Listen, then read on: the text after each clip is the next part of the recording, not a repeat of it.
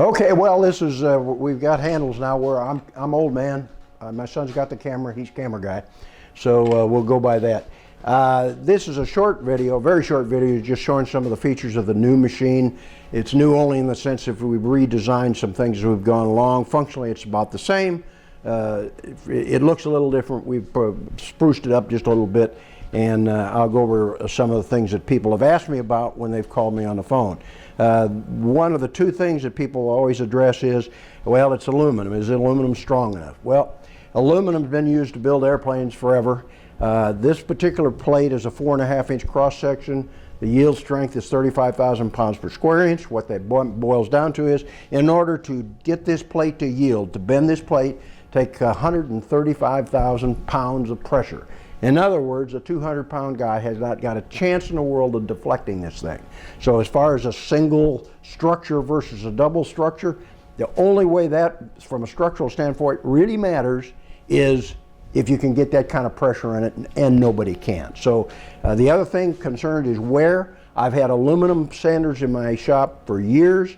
After you use them every day for several years, you might get a slight bell mouth if people aren't careful about where they slip this in, but it only goes back about 1/16 of an inch, so you don't really get wear back in here. For those of you that are just fanatical about steel, we've got an answer. We put inserts in all the critical areas, the thread areas, this thread. What we're going to do for all your steel fanatics is we're going to put a steel plate, 16th-inch steel plate behind this, in other words, on this face that I'm pointing to right here. So this will be a steel. This size right here will be steel against there. And then these 3 bars will be steel. So all of the insert places and all of the threads that we don't consider expendable, in other words, daily use stuff that's going to go away over time, are steel inserted. All right, so we put a hardened thrust bearing here because it takes all of the lateral play out of this. So you don't get a little thrust in your bearing and get a little wobble in your arm over time. If you were to develop a little thrust or a little wobble, which you should never do, you simply loosen the nut on the back side here, simply retension that thrust bearing. As I said, there's a thrust bearing on the inside, thrust bearing on the outside. Take the play all out of it. In other words, you tension, you grab it so it doesn't move, just tweak it a little bit more. That means you get no lateral movement here. Now, the other thing we've added in this machine that I don't think any other machine has, or I haven't seen it, is we've added a dual adjustment on, you got the radial on the tracking wheel, just like everybody else has. We also add a yaw, so you can go back and forth. That allows you, particularly on belts, when you're running them backwards, to center them. If you end up getting your belt to center, but this wheel is skewed way up there to do it, it just doesn't, you don't like it, because I don't like it. It lets you make a small adjustment here to bring it all back to center so that belt will stay in the center with the tracking wheel centered. It doesn't hurt anything, but I don't like it, so that's why we got it that way. This is a full-blown machine. It's got indexing handles on it, which don't come with the base machine. So there's a lot of things on this machine that do not come with the base machine. Go to our webpage. Don't come to the YouTube and say, well, it's got all of this stuff on it. It doesn't have all of this stuff. In a minute, I'll tell you what it's got. But go to the webpage so you can find out what comes with it and what doesn't come with it, so there'll be less confusion. They showed in the first video, they showed 3 arms. Well, those were arms that everything bolted to. They weren't clamping arms. We designed it this way. You can only use 2 arms at a time. These 2 arms are totally interchangeable. You can put a platen on either arm. You can put a contact wheel or a work stop on either arm. You can take this work stop, instead of changing the arms and having to have the arms around, and I don't have my indexable bolt, so on another, you can take the work rest out, and you can slide a contact wheel in. Well, thought I had that out far enough. There. And you can slide a contact wheel in, pull the platen off, and then run the belt around the contact wheel. So, you get 2 of these. Let me just slide that back in. This is adjustable for angle. So, in addition to that, the platen is adjustable for angle. So, you can adjust either one, any direction. I'm just going to eyeball that. Okay. Now, I think we've addressed about everything that anybody's asked me. This thing does flip horizontal. In a minute, we're going to cut the video and I'm just going to drop it in the horizontal position, and I'm going to add that to the end of this video so you can see it run in the horizontal. Let's start it up in the lock on. You've got a wing nut here that you use to lock that so that it doesn't vibrate loosen on you.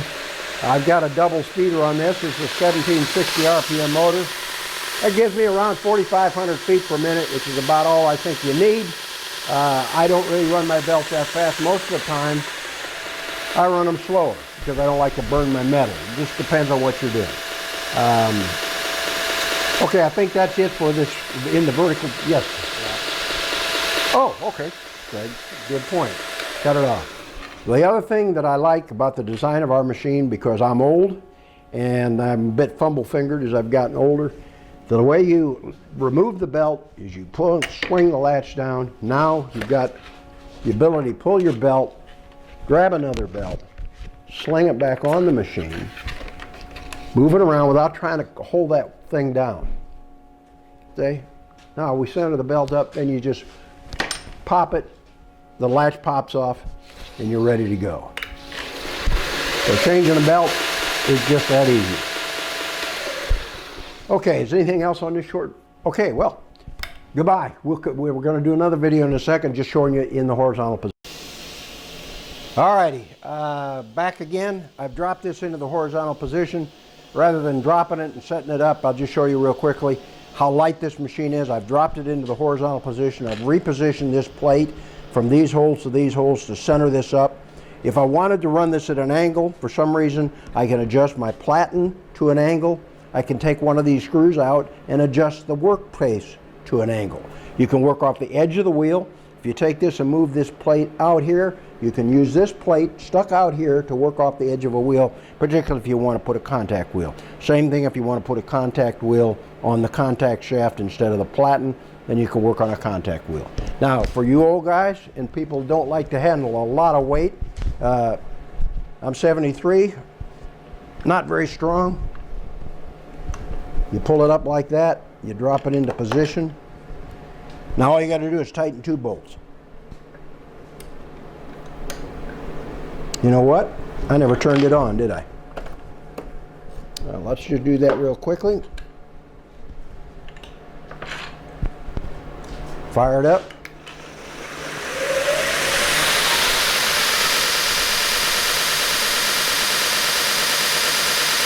See, run. Okay. We shut it off. Now, I'm going to return it to the vertical position. See, I didn't even grunt when I did that, so it didn't take much pressure. All right, now, tighten these 2 bolts up.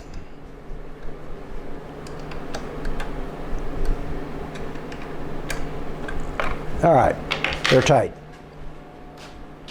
Let's pull this out, swing this around, move these 2 bolts here. You can use it in this position just fine, but if you want it centered, you put these 2 right here.